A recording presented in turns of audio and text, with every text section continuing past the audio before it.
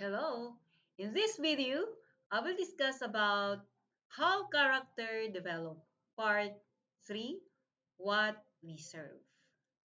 In this lesson, we'll be able to discuss what is moral standard and principles, and this topic will also guide you to apply the examples of personal moral standard. For where your treasure is, there your heart will be also. So ito ay hindi lang sayings but it is found in the Manual of Life. So Jesus of Nazareth being kumbaga ito yung isa sa mga teaching niya. Okay. His philosophy are different from ours. And we have also studied that character is developed not overnight but over time. So how our beliefs, conviction, and values develop as well as where they take us in life. So once we formulate our values, we translate them into specific personal moral standards or principles that express in what manner we will commit to live. So the combination of our values comprises our personal standpoint from which our morals are derived. So it means from the belief that you have, it will form your conviction and your values. But what is moral or principle? Because belief will lead to your conviction, and conviction will lead to your values, and your values will develop as well as where they will take you in life. But from that values, you will translate it into moral standard, or we call that principles. So, what is moral standard or principle? Uh, Wait lang. Example muna ng character na pwedeng ma-develop. So, our dictionary define principle as uh, guiding instruction in life, or principle can be defined as comprehensive and fundamental law, doctrine, or assumption. Moral standard, therefore, have to do with our belief. Ibig sabihin kung ano yung ating pinaniniwalaan. Okay. So, principle first can be defined as comprehensive and fundamental law, doctrine, or assumption. Moral standards, therefore, uh, it has to do with your belief. Kung ano yung pinaniniwalaan mo na tama at mali, that is your moral standard. So, true leaders esteem-honored moral standard, many contemporary leaders may recognize moral standard, but they do not esteem them. They do not hold them in high regard. Hindi na binibigyan ng high value or importance. So, pag nagde-decide sila, pabor sa kanilang opinion, sa kanilang uh, feelings, or sa anong gusto nila, kung ano yung tama para sa kanila. So, how many leaders truly ask themselves, is this decision opportunity that is open to me moral, or is what I'm about to do ethical? And fortunately, people's concept of right and wrong have become hustler today, contributing to the ethical crisis among our leaders. So marami ngayon ang iba yung kanilang paniniwala. So, uh, dito nakalagay moral standard or principles. Yung sinabi ko sa inyo kanina, one dictionary definition of moral is of or relating to principles of right and wrong in behavior. Principle can be defined as comprehensive and fundamental law, doctrine, or assumption. Moral standard, therefore, have to do with our beliefs about right and wrong behavior based on the fundamental assumption or laws that we have adopted. Kung ano yung pinaniwalaan mo na principle, syempre, yun yung magiging basis mo ng tama at mali. So, if your principle is what you sow, you will reap. If that is a principle that you are holding on, ibig sabihin, gagawa ka lang ng tama para kahit sa ibang tao, kung may nakakita, wala. Kasi nga, alam mo na babalik sa'yo lahat ng ginawa mo. Ayan. So that will become your basis of what is right and what is wrong. And your guide. So why? Because we can live our entire lives thinking that, or uh, wala namang nakakita, o wala namang uh, magsasabi or sasaway sa'yo, but what you sow, you will reap. So it is very important for you to understand that laws and principles will become the basis of your what morality or what is right and what is wrong, but it must be according to the manual of life.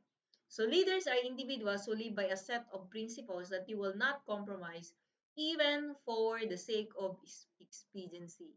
So, ayan. So, yan ang isang totoong leader na kung saan they live by principles. When they live by principles, then uh, sila ay mananatili na kung saan ay kung ano yung tama at mali na alam nila. So, ang ibig sabihin, they're able to do so because they have declared independence from the expectation of others. Ibig sabihin, hindi for the sake of expediency. They are more concerned with manifesting their true selves than proving themselves to others. So, we could refer to leaders' commitment to time-honored principle, tinatawag na ethical correctness. And what should be the moral standard? Moral standard come from within, or where does moral standard come from within? Kung ano yung nakatanim sa puso mo. Jesus of Nazareth said, don't you see that whatever enters the mouth goes into the stomach and then out of the body? But the things that come out from the mouth come from the heart, and this make a man unclean. So, hindi yung kinakain mo ang nagkukusay maging unclean ka. But, what comes from your mouth? So, saan galing yung sinasabi mo? Siyempre, galing sa nakastock. Ayan. Nakastock dyan sa puso mo. Kung ano yung nakadeposit sa subconscious. Ayan. Kaya sabi, for out of the heart come evil thoughts, murder, adultery, sexual immorality, theft, false testimony, slander. Immoral actions begin in the heart or the subconscious mind. Saan galing yung mga masasamang ugali? Yung thoughts, yung murder, adultery, galing sa subconscious mind or tinatawag nating heart. For example, individuals often practice lies before they tell them. People generally premeditate stealing, lying, committing adultery, or engaging in other unethical behavior. Ibig sabihin, bago nila yung ginawa, inisip muna nila na pumasok sa isipan because everything comes from an idea. An idea starts in the mind. So, then they wait for an opportunity to do so, and when it arises, they take it. Kung may opportunity na, so inisip nila, nagagawa ako ng ganito. Pagka dating ng tamang panahon, yun, gagawin na nila. So, some people may not specifically be waiting for an opportunity. However, they have imagined the act in their minds, and this weakens their willpower. Consequently, when the opportunity presents itself, they are much more likely to succumb. Ibig sabihin, magpapadala na yan. Kasi nga inisip niya na eh. So everything a person does is rehearsed before it's manifested. It means lahat na ginawa ng tao ay nasa isip. Whether conscious or unconscious. Sabi, unconscious, ibig sabihin unconscious, nasa subconscious pa din yun. That's why, be careful what you allow to enter to your mind. Moral standards are personal decisions. Being intentional about the moral standard by which we will live always involves making personal decisions. Standards are not just principles we think are good ideas we would do well to follow. So, ano ibig sabihin nito? Ang sabi na being intentional. Ayan. Ano yung tinatawag na good ideas? So, why? Because some standards are not just principles we think are good ideas, we would do well to follow them. Why? Because we can live our entire lives thinking that something is a good idea but never follow it. 'Di ba? Dami mong biniling aklat pero hindi mo man binabasa. Alam mong tama 'yan pero hindi mo naman ginagawa. So moral standard are not just what we intellectually affirm to be right and beneficial. They are principles that we have made an active decision to follow. Kailangan ay sundin. So our beliefs determine our action. Kung ano pinaniniwalaan mo, yun yung gagawin mo and they will become our standard for living. Whatever we truly believe or whatever truly believe in, we will serve. Yun ang ibibigay mo. This is a crucial point that each of us needs to take to heart. We must determine beforehand what we will serve. If we don't, we will allow our impulses, our circumstances, or other people's opinions to control us. Kaya dapat ay sundin mo. So leaders by standards, true leaders follow principles, do not compromise their values, act ethically even under pressure. So kahit na may pressure ay hindi talaga siya magpapadala. Okay, so ibig sabihin a principled leader can walk even in a room of people and change the whole atmosphere or the whole environment just by being there. Because character has atmosphere that goes with it. That is why I've said that character or moral force is the key to inspirational leadership. So mahalaga ang bawat isa. Okay, so ito yung sinasabi ko, na kapag ka ang isang leader na may principle, pag pumasok siya sa isang room, ay, hala, nandyan siya, huwag na kayo maingay, or nababago, maririnig, or pagpasok niya, nakakaya. So, yun. So, when you have moral force, you will inevitably inspire people o may influence ka niya. And that moral force, when somebody enter the room, or ayan na siya, kaya kailan mag-behave. So a principal leader can walk into a room of people and change the whole environment just by being there. So yun yung uh, sinasabi rito. Na kung saan, kung ikaw ay taong may prinsipyo which based from the manual of life, then people will feel it. That's why I've said, sabi ng ating writer, that character or moral quality is the key to inspirational leadership. So people will be inspired because of your values, because of what you are serving to them is a good, right character. So example, a personal moral standard. How can you establish moral standard for yourself? After you have developed a written statement of your values, you should also write down your personal principles for living. Ibig sabihin, ano yung dapat mong panuntunan sa buhay. Ayan, your moral standard, your basis of what is right and what is wrong. As we all know, it must be based from the manual of life. So the personal value translate written or moral standard who is someone married should be, I value the institution of marriage. Kaya, hindi siya mangangalunya. At para sundin mo yan, it takes discipline. Yun. So, but first, to be intentional about our character, following through with our established standards requires exercising personal discipline. Kung ano yung sinabi ko kanina. So, I value my studies. I value my career someday. So, magiging honest ka, iingatan mo siya. But it takes discipline. So, you have to set priorities. So, setting priorities and making choices. Kasi nga, marami sa atin na ino-offera ng ganito, sa ano bang dapat? Ano ba yung ating priority? Ano ba yung pinakauna? So the key to being disciplined is to set self-imposed parameters for your life in relation to both your moral standards and your daily activities. What you will and will not accept for yourself and what you will and will not participate in. So magsaset ka ng parameter. Saan ka ba? Mag-a-agree ka ba lahat na sasabihin nila o hindi? Ayan o. Ano yung tatanggapin mo? Ano yung hindi?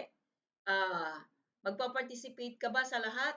Hindi, syempre. Kung ano yung angkop akma dun sa principle nga, for example, yung sabi ko kanina, what you will sow, you will reap. Kung anong tinanim siya mong aanihin. So, kung nakita mong kalukuhan yung gagawin, so hindi ka magpa-participate. Because you believe that what you will sow, you will reap. Ibig sabihin, babalik sa'yo. Ayan. So, two dictionaries definition for discipline is a rule or system or rules governing conduct or activity. So, ibig sabihin, yun yung magiging governing conduct mo. So, you have discipline yourself by following your principles. What you sow, you will reap. So, nag-set ka ng parameter para sa sarili mo. So,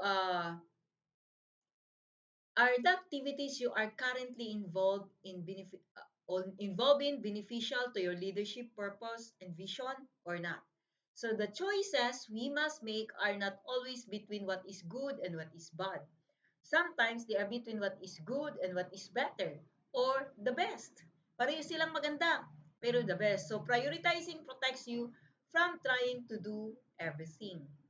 Or what am I spending my energies? Or what am I spending my money? Where am I investing my finances? What I am feeding my mind and my heart? Ano yung pinapanood mo? Ano yung pinapanood mo sa TikTok? Ano yung nakakatulong ba sa'yo yun or hindi? So, mahalaga yun. So, training yourself and setting the pattern for your life is very important. Kailangan i-train mo yung sinasabi ko kanina. What habits am I pursuing? What food and other substances am I taking into my body? What am I risking by my attitudes and behavior? What I'm neglecting to do? What should I do?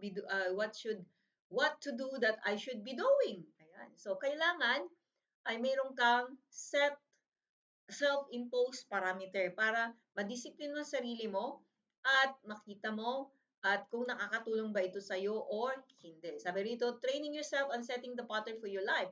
Let's look at two additional definitions of discipline that apply directly to our topic.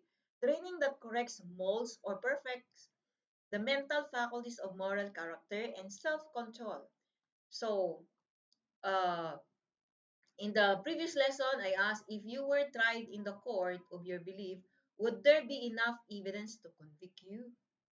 So, ano ibig sabihin nito? I asked that question because when you have faith in an idea or moral standard to the point that you are willing to sacrifice for it, then we could say that you are convict of it.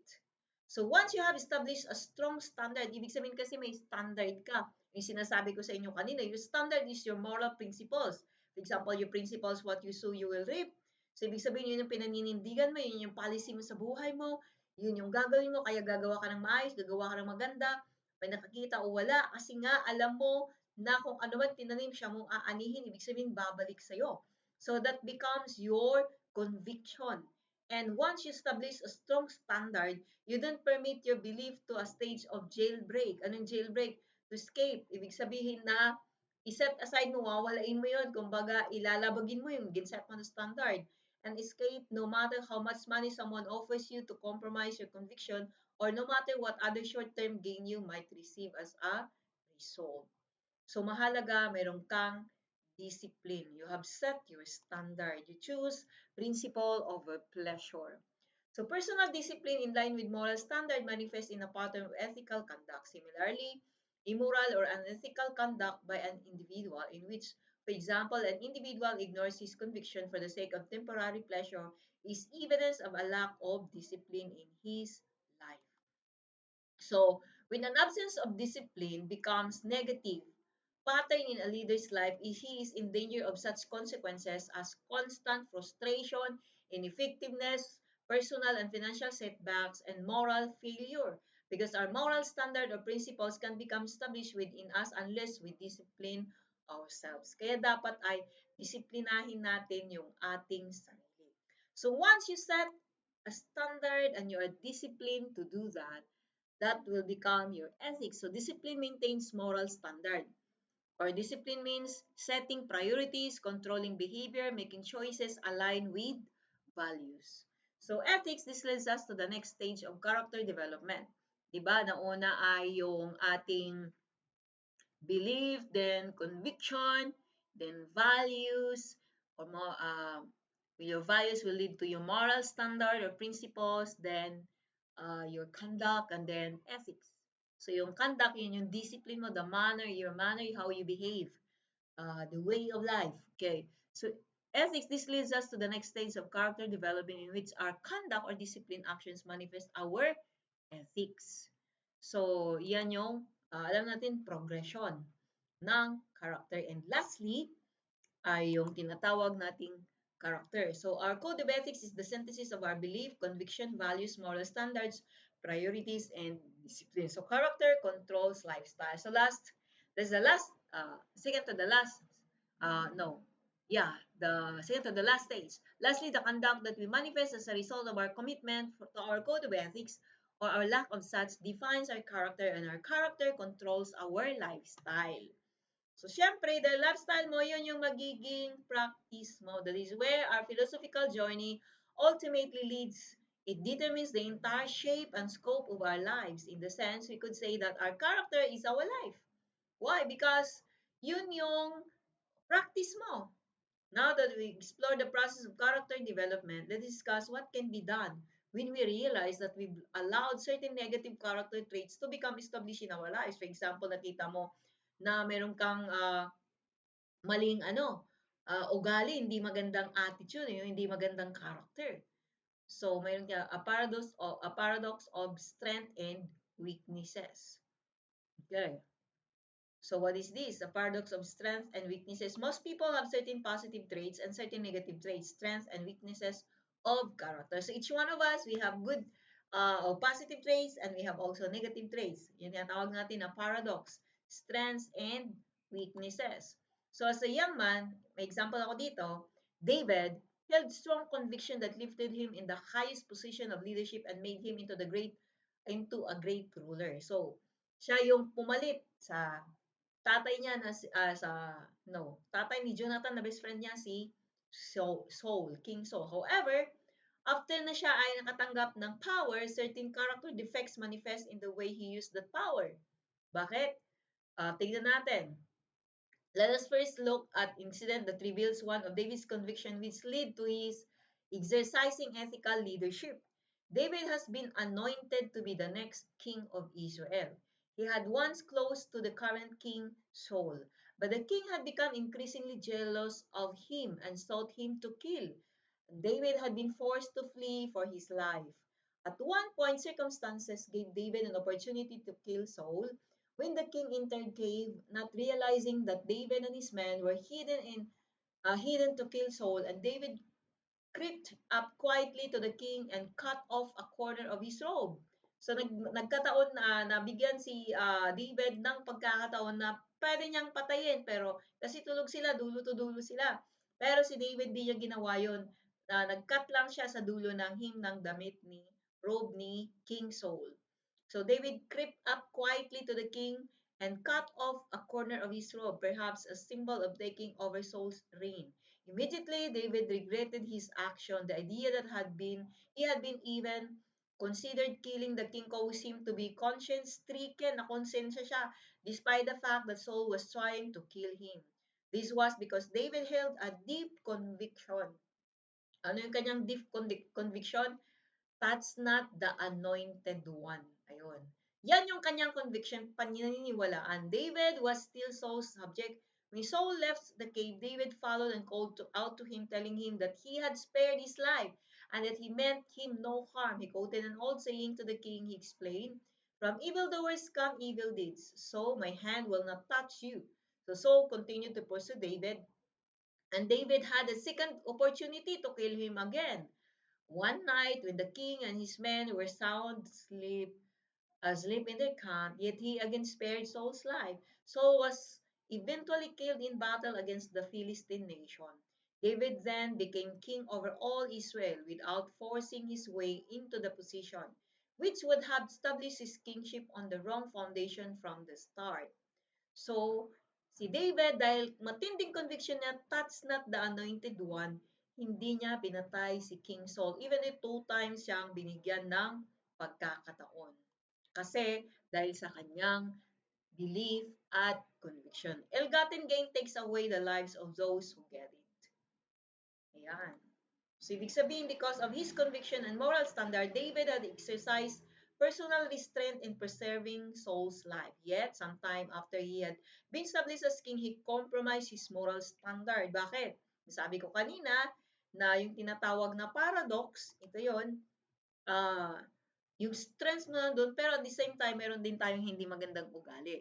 So, ayan o, bago ka pumunta dyan, ano nangyari? Sabihin ko nga nangyari kay David.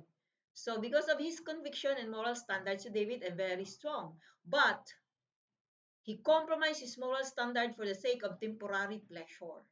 One evening, when he became enamored of a beautiful woman, even though he knew she was married to one of his loyal soldiers, he sent messengers to bring her to his place, and he had sexual relation with her. Later, when she sent him a message saying that she was pregnant, he arranged to have her husband killed in battle. So, dalawang nagawa ni David, no matter how strong he is. Siya ay nangalunya at pinatay niya pa yung asawa ni Bathsheba. Okay. So, that's why, very careful. Hindi ibig sabihin na mabuti kang tao, wala ka ng flaws. So, we have the strength and weakness. When sleeping snakes are awakened. Ano ibig sabihin nito? Character defects are like sleeping snakes that awaken and strike people when they enter positions of leadership and receive the top trappings of power, kagaya ni David. Very strong siya sa kanyang conviction, hindi pa siya king. But when he became king, yung tinatawag na sleeping snakes are awakened. Ayan. Nabuhay yung mga tinatagong hindi kasalanan, yung weakness. Okay. Because of the position.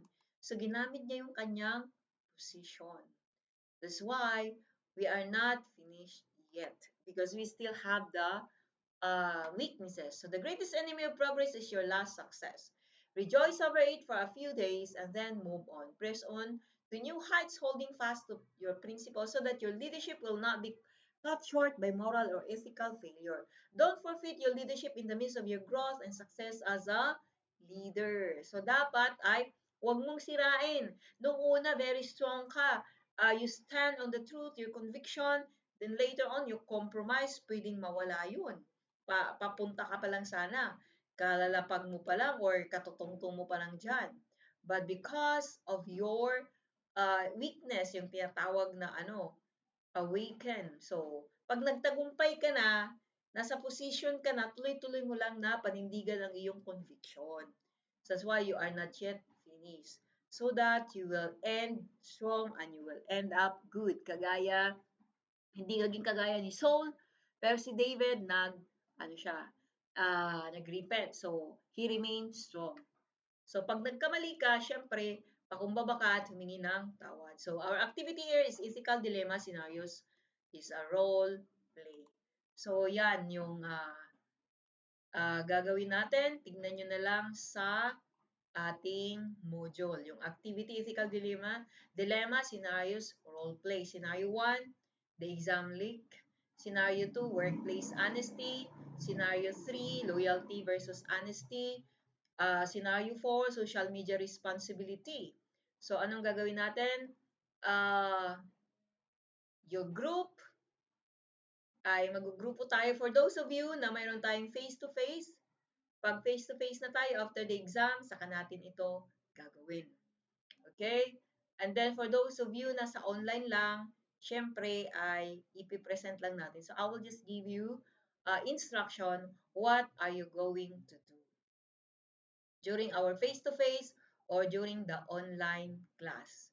But for now, dapat tandaan nyo ito. So yung ibigay ko sa inyo na assignment, okay, na gagawin ay ito. You identify what are your character and your strength na character at ano yung ugali mong hindi tama na gusto mong baguhin. Okay, una, what are your good character? You list down at least 3 and then you list down at least 3 and then number 2, what are the 2 character that you want a bad character that you want to change in your life. So there are 2 questions. Assignment in this topic.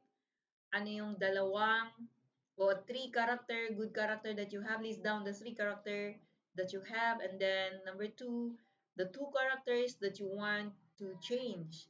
Bad character that you want to change. So yun lang. Ano yun? So you answer it according to your